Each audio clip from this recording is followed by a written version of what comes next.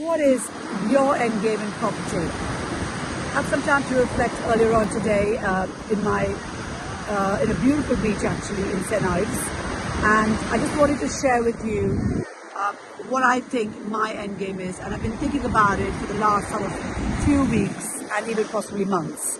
Now, I think what I would like to do is within the next 18 to 24 months, double my cash flow in the business, whether that's doing some bigger projects, selling some properties, putting that cash back into the business, leveraging down to maybe 55-60% on my portfolio, which obviously will increase my cash flow, and then maybe get some other cash flowing properties as well, which will help me double up.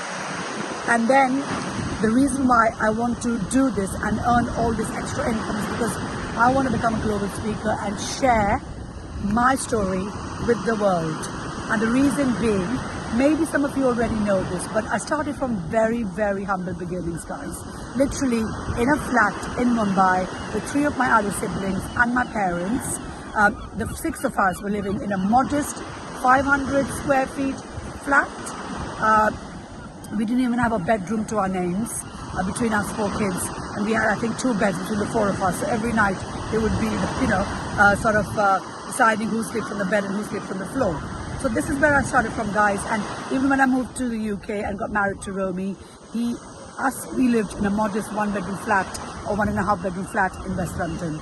So if I could create from scratch, from absolute nothing, to a multi-million-pound portfolio, just purely through great determination, hard work, having goals, having plans, and doing step by step, that I think this is where I want to share my journey, and motivate millions of other people who might be feeling stuck in their jobs, who may want to sack their boss, or maybe just looking for that extra income to create a better lifestyle for them, guys.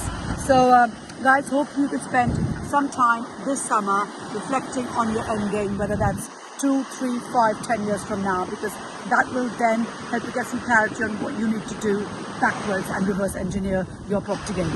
All the best.